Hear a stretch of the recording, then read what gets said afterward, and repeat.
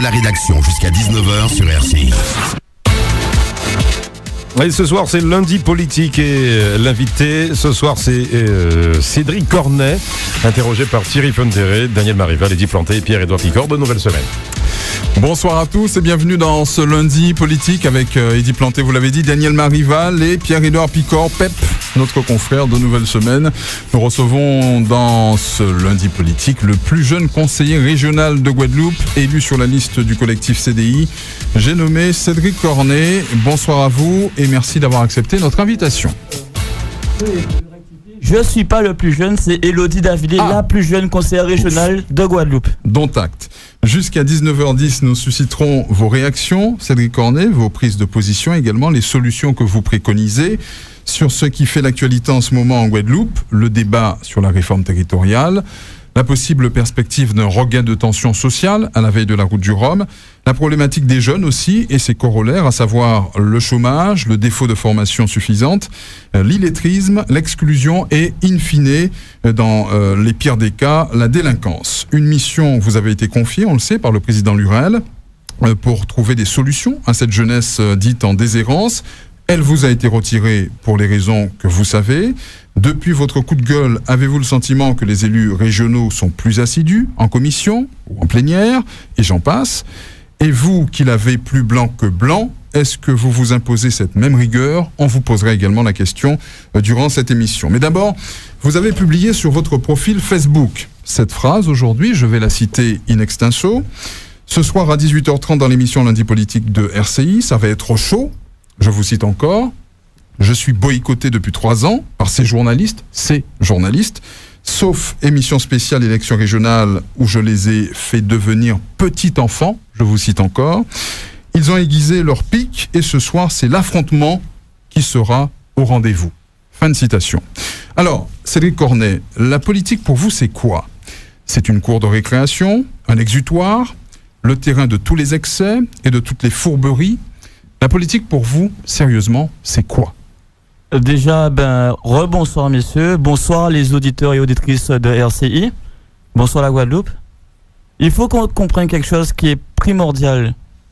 Avant ces élections et pendant la campagne, j'ai trouvé que vous avez été très difficile et très féroce par rapport à un jeune qui se présentait aux élections régionales. Et même le jour des élections, j'ai trouvé que cette férocité a perduré dans le temps. Ce qui me dérange, et je le dis après, la preuve c'est marqué, c'est que ça a fait parler et c'est tant mieux. Ce qui me dérange, c'est que pendant 3 ans, c'est-à-dire avant la campagne, j'ai demandé à pouvoir présenter ce que je voulais pour la Guadeloupe, ma vision de la Guadeloupe. À vous, monsieur Fundéré, à vous, monsieur Marival, vous n'avez pas pris au sérieux. Pendant la campagne, heureusement que j'ai été habile et que j'ai su trouver les mots et les actions et le programme pour pouvoir porter une liste. J'ai été élu, j'ai trouvé que je suis et c'est ça mon problème, c'est que je suis un fidèle auditeur d'RCI. J'adore cette radio, je l'écoute très souvent parce que c'est la radio du peuple. Et je remarque qu'il y a des gens qui passent dans Lundi Politique qui sont morts politiquement. Et moi, en 3 ans, je n'ai jamais fait une émission de lundi politique. Parce que vous ne représentiez rien, vous ne représentiez que vous-même, Cédric Cornet. Monsieur Fundéré, il y a des gens... que vous fassiez vos armes avant, quand même. Monsieur Fundéré, il ne faut pas dire quelqu'un ne représente rien. À l'époque, vous ne représentiez que vous-même. Mais tout le monde représente que soi-même, monsieur Fundéré, à la base. Après, les gens... C'est exactement ce qu'on vous dit. Oui, non, mais ce que je vais comprendre... Vous avez fait vos preuves. Oui, mais... Vous avez remporté 2 sièges aux élections. Vous faites désormais partie du personnage politique, des personnalités politiques du département. Il est normal que vous ayez le droit de citer. Mais avant, c'était moins évident.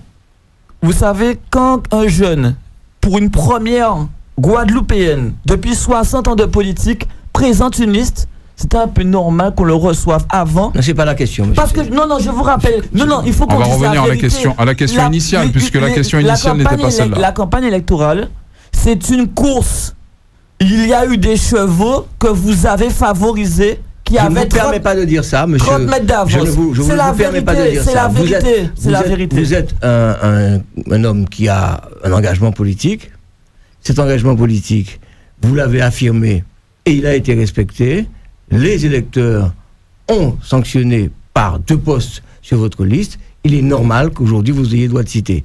Ne faites pas passer les autres pour ceux qui ne sont pas, et vous-même non plus, pour plus ou moins ce que vous êtes. Alors. Lorsque, aujourd'hui, on vous reçoit, l'intérêt, monsieur, c'est qu'on puisse répondre et vous poser des questions de la manière la plus transparente qui soit. Ben, j'espère bien et j'espère que ce sera pas. Et ça serait bien que vous répondiez. Objectif et pas subjectif. Ça serait bien que vous répondiez à ma première question. Je vais la reposer parce que Oui. vous êtes parti sur un autre terrain. Oui. La politique pour vous, c'est quoi? Et on peut l'étoffer cette question. Et quel sens revêt pour vous le respect en D'accord. politique? Alors. Et là, j'attends une réponse. La politique pour moi, c'est la vie. Ça veut dire que pour moi, chaque Guadeloupéen, les 405 500 qui sont sur cette terre, ce petit caillou, et tous ceux qui sont en dehors de la Guadeloupe, c'est la politique de la Guadeloupe. Et moi, je prends l'intérêt général. Et pour moi, ce n'est pas un jeu, c'est quelque chose de très sérieux. Par contre, mon objectif, c'est de casser toutes les portes qui a été mises devant la jeunesse. Qui ont. Oui. Et je les casse. Et j'espère. Non, il a voulu dire qui ont été. Après, je ne sais pas si dans les 2 sens on peut le dire, mais déjà ce que je voudrais, c'est que ces jeunes pensent demain que c'est eux l'avenir de la Guadeloupe.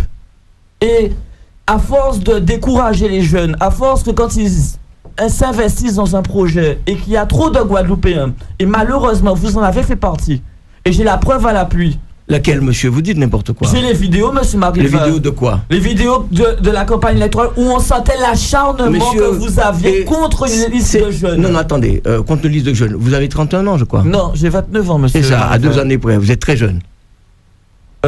Je sais pas. Alors, monsieur Mariva, vous jouez sur les mots, monsieur Mariva. Il n'y avait pas. Non, on va pas tourner Monsieur en rond. Mariva, ce que je veux faire comprendre, pour moi, c'est très sérieux. Non, mais et pour moi, on ne doit vous faites pas passer pour ce que vous n'êtes pas. On doit encourager cher les monsieur, jeunes. Cher monsieur, ne faisons pas passer les vessies pour des lanternes.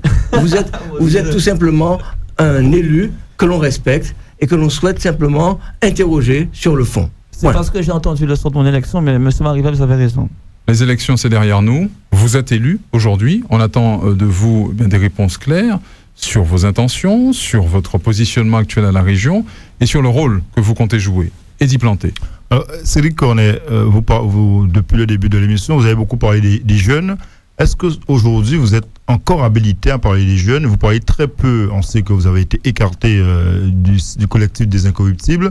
On a le sentiment aujourd'hui que les jeunes sont déçus de votre comportement et que sans le CDI, vous ne serez pas devenu aujourd'hui un élu régional. Alors, déjà, vous avez dit une bêtise, excusez-moi de vous le dire. Je n'ai pas été écarté par le CDI. Je rappelle que le CDI, c'est Cédric, C.D.I. On va revenir sur l'organisation. Oui, non, mais je vais faire comprendre. Oui, ça vous le répétez tout le temps. Élodie Davillé et moi-même, nous avons dit que si le CDI devenait un parti politique, nous n'en ferions pas partie. Je veux juste rappeler que c'est la liste pour Guadeloupe en Noailles qu'on présentait et que le CDI, c'est pas le CDI qui a fait que Cédric Cornet devenu conseiller régional, c'est Cédric Cornet qui a monté le CDI. Ce sont les amis de Cédric Cornet, l'entourage. On a monté une équipe, mais on n'avait aucune structure ni associative, ni parti politique.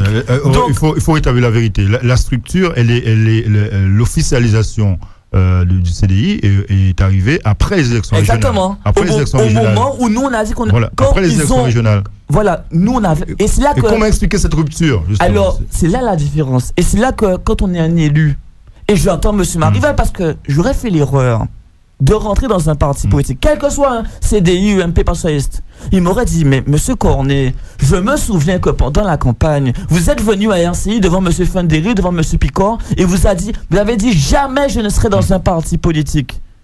Et maintenant, vous êtes élu, et vous rentrez dans un parti politique. Est-ce que vous n'avez pas trahi la confiance des Guadeloupéens?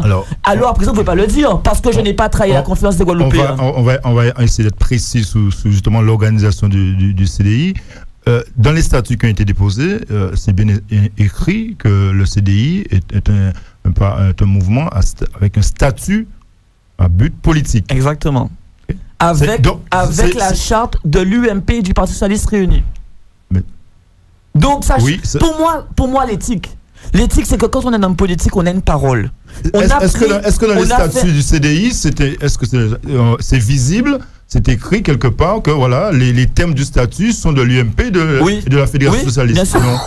Alors, mais je vous rappelle que j'y étais à la réunion du CDI où Jean-Philippe Courtois nous a emmené le statut du Parti socialiste et de l'UMP et qui les a fusionnés. C'est dit que Cornet, excusez-moi, quand vous créez une association, qu'elle soit politique, associative et tout, automatiquement, on prend des éléments dans d'autres associations qui existent déjà. On prend d'autres artistes, d'autres partis. Et ça ne veut pas dire qu'on est. Ça ne correspond pas à mon idéal politique. Mais vous avez.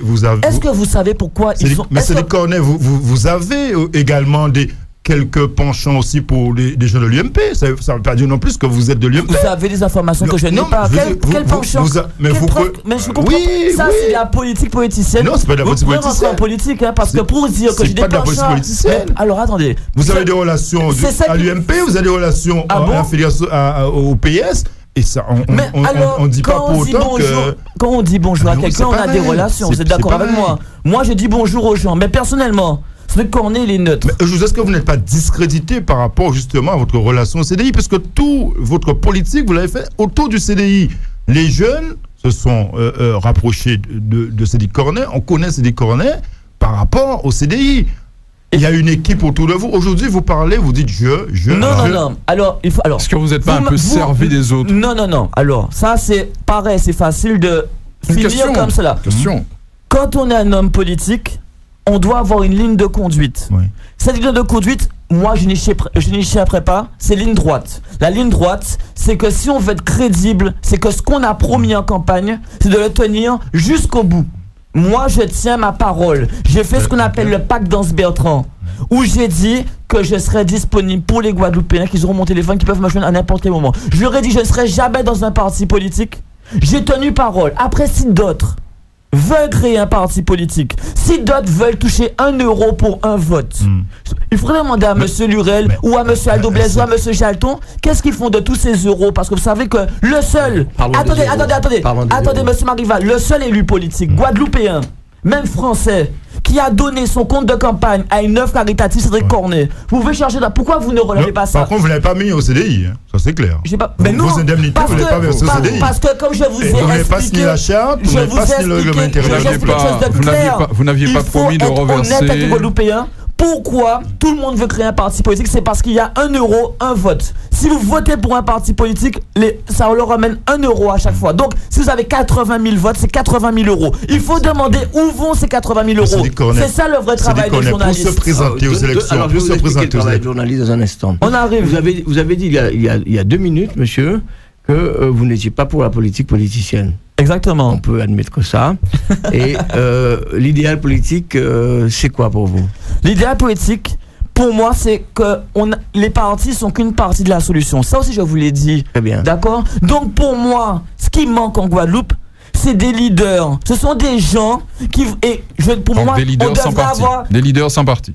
Mais je pense que oui, on a tellement de partis en Guadeloupe que même notre voisin est devenu notre rival. On ne peut pas avancer. On peut pas avancer comme ça. Vous m'avez donné la réponse. Alors, en plus, vous dites ligne droite. C'est votre ligne droite. Alors, quand vous n'aimez pas la politique politicienne et que votre ligne, c'est la ligne droite, comment vous faites pour ne pas faire de la politique politicienne en faisant 2 fois l'aller et retour le jour de l'épreuve contre la montre Pointe-à-Pitre Basse-Terre, en serrant des mains, en veux-tu, en voilà, en disant bonjour madame, je suis Cédric Cornet, et puis au revoir, et puis bon, c'est pas la politique politicienne. C'est toujours la ligne droite. Non, c'est la ligne droite. Alors je sais pourquoi c'est la ligne droite. Est-ce que vous me permettez de répondre à votre question? Monsieur, je vous ai posé une question. Alors monsieur Marival, quand je vais voir les gens, qu'est-ce qui se passe? C'est pas de la politique politicienne. Est-ce de la politique politicienne? Vous m'invitez pour que je réponde à vos questions. Laissez-moi répondre. Voilà. Monsieur Marival, qu'est-ce qui se passe aujourd'hui? Vous l'avez fait 2 fois dans la matinée. Monsieur Marival, vous me permettez? Est-ce que vous avez remarqué une chose? Aujourd'hui en Guadeloupe, la population et les élus, il y a un fossé. Alors qu'est-ce qui se passe? Monsieur Cornet, parce que comme il a sa ligne droite, qu'est-ce qu'il fait? Il va à la rencontre des gens. Parce que les gens leur disent, oui, mais j'avais déposé un dossier à la région, c'est toujours pas passé en commission. Alors je prends le nom de la personne, je prends son numéro de téléphone et je la rappelle. Eh ben monsieur Marival, ça sert à ça d'aller voir les gens. Mais c'est normal, monsieur, vous avez tellement été habitué que les politiciens ne fassent pas leur travail, comme vous vous souhaitez déconcerter qu'un élu fasse son vous travail. Vous l'avez bien fait, une fois le matin, une fois le soir. Mais monsieur Marival, je tiens mes engagements. Et ce n'est pas du tout de la politique politicienne. Eh ben non, ça monsieur, c'est du respect par rapport à une population. Alors bien, on a bien compris ce que c'est.